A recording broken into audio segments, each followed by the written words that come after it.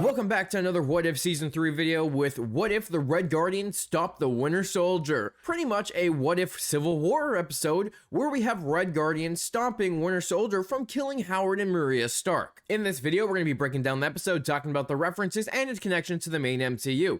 And the way they start off the episode is the same as Civil War, with the Winter Soldier in the security footage going to kill Howard Stark, but in this we have Red Guardian stopping him. Which is what makes it a Civil War what if, because it changes the events of the entire MCU. For at least Winter Soldier, Captain America, Red Guardian, and Iron Man. When it cuts back to Red Guardian with Dreykov, Red Guardian is mad for being sent to Ohio, which is a reference to the Black Widow movie where he had his fake family all to get intel on the government. And on top of it, they reference how he is Russia's first super soldier, which he is, and it looks like in this universe, Dreykov is actually part of Hydra, because it was never distinctly clear in the MCU. We never got that reference. They were the Red Room and Hydra were two separate things, but in this universe, they seem to be connected. Where Dreykov is responsible for waking up the Winter Soldier, and even having Red Guardian make the joke about how Winter Soldier isn't even Russian, because he's not. You know, he's part of a Hydra Russian sleeper cell, but he's an American. And Dreykov even references if Red Guardian would join S.H.I.E.L.D., which is a kind of a lead into what would happen at the very end of the episode,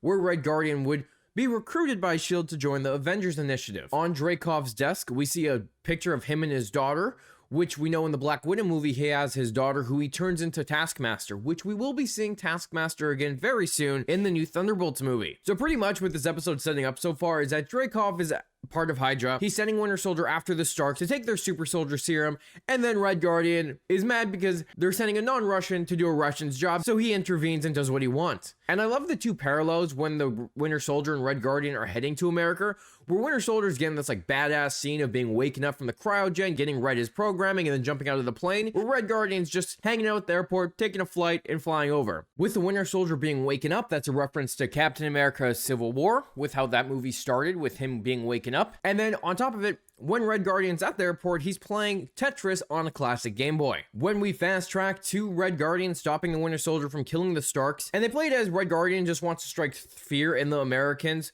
because of Russia, and he doesn't really want to kill anyone, which was an interesting take because I would assume that Red Guardian would be okay with killing Americans, but they kind of changed it up here. And without Howard and Maria being killed, that means Tony Stark still is his parents, which means that the events of Iron Man and all of the other movies with Iron Man are going to definitely play out differently. The fight scene with the Winter Soldier versus Red Guardian is very Captain America Winter Soldier-esque from the Winter Soldier movie. Not exactly the same, but definitely a parody to that. Red Guardian references the Red Room after Winter Soldier and him run away from the cops, and Winter Soldier fails his mission, which we know the Red Room is where Black Widow came from, and all the big tie-ins to the Black Widow movie. And it turns out when they were fighting as well, they broke two of the super soldier serums, so there's only one left, meaning Hydra cannot make those other additional super soldiers like they did in Civil War. And on top of it, by the end, they destroy the last piece of the super soldier serum, so they definitely can't make those extra ones after that. We also have Bill Foster, who's working for S.H.I.E.L.D. and investigating the situation with the Starks. So introducing his character once again, which we first met Bill Foster back in Ant-Man. And this is when Bucky and Red Guardian start to go on their little bro trip adventure, which I think was a lot of fun. It actually makes me look forward to seeing Red Guardian and Winter Soldier interacting in the Thunderbolts movie, just because it was like a fun scene of seeing this deep undercover sleeper agent working with this very loud, very obnoxious other super soldier, who in the movie does go on his own deep cover operation, but in this you could never see him doing that just because of the way he is. And I love how Red Guardian even talks about not wanting to kill more people when they're escaping Bill Foster, because he just wants to dance. He wants to have a proper fight, which is kind of a reference to when he talks about how he wanted to fight Captain America, or how he fought Captain America back in the Black Widow movie. Bill Foster goes Giant Man to chase after them, which we first saw him go into his Giant Man form back in the Avengers What If with the first Avengers team while they were going against Peter Quill and Ego. Ranger Morales is with him, which Ranger Morales is most likely a Miles Morales referencing Spider-Man, because I feel like having a name Morales, they could have used anyone else, but by putting that specific name in there, it's definitely referencing Miles Morales. They have a fun scene with taking out Bill Foster by Red Guardian jumping on him and taking him down, because the bigger they are, the harder they fall. Like, there's a lot of fun scenes in this while they were running away from the cops and just bouncing off one another while they were talking.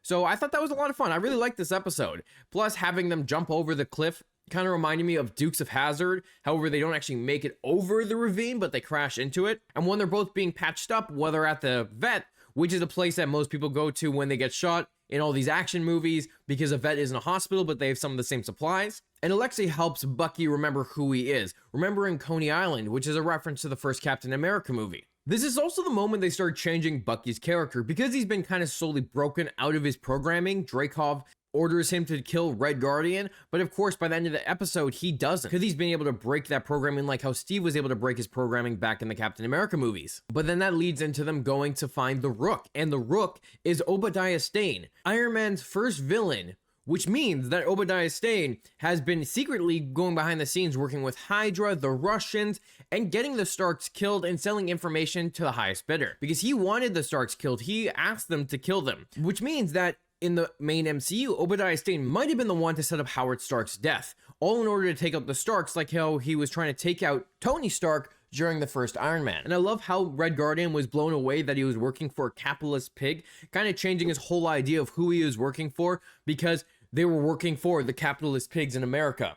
So his whole idea for his government and the organization he was working for has changed because of it. And I love how Stane tries to kill them both, but then you have Bucky using Red Guardian's shield to knock him out the window, killing him, pretty much changing the events of the first Iron Man movie. Iron Man never got bombed and put in the cave, which means he also never came back to fight Obadiah Stane. And so definitely a lot of those events were changed in the movie. However, by the end of the episode, Iron Man still becomes Iron Man somehow, so obviously something happens down the line to course correct and still make him Iron Man. Red Guardian and Winter Soldier jump out of the building, and Red Guardian lands on the ground like Captain America does with his shield and Winter Soldier. However, Red Guardian's shield is just metal, so I'm kind of curious to how he was able to absorb that impact without getting really hurt. They have a cool moment of Red Guardian taking the hit from Bill Foster in Giant Man form, and then Bucky jumping on the shield and getting launched and knocking Bill Foster down. Like, that was a cool moment. It made me think that this would have happened in Civil War if Ant-Man was on Iron Man's team. When Winter Soldier and Red Guardian are now cornered inside the building, we have Red Room operatives coming in, also reading the Winter Soldier programming right there and then in that room. But because Bucky has broken his programming, he's able to not listen, and he fights back. This part of the episode made me feel like instead of it being Steve and Bucky, it's now Alexei and Bucky, changing the Captain America dynamic, but also awakening Bucky way earlier in the timeline than when Steve was. So I feel like after this, he was slowly starting to remember who he was, especially after he turns himself in to Dreykov, all in order to make Dreykov think that Red Guardian is gone for good. So Bucky sacrifices himself, goes back into Hydra, which probably means that the events of like Winter Soldier still happen to an extent. He's more easily susceptible to breaking his programming. And when he's in the chair, that's just like how he is in the chair in the Captain America movies as well. And then at the end, we see Alexei has become a coach and is working in a school with Bill Foster coming up to him, giving him his shield back and asking him to pretty much join the Avengers, having that iconic pose in front of the American flag like Captain America does in the posters, and setting up Alexei being one of the first 7 Avengers, because now instead of 6, there's 7, giving us that 2012 Avengers scene of them all in the lineup in New York, and then having Alexei join as well. Now with Bill Foster recruiting Alexei, that's definitely a reference to Nick Fury recruiting Tony Stark with the Avengers Initiative, and they also have Black Widow on the Avengers team, so that means even without Alexei's deep undercover mission, Natasha Romanoff still became Black Widow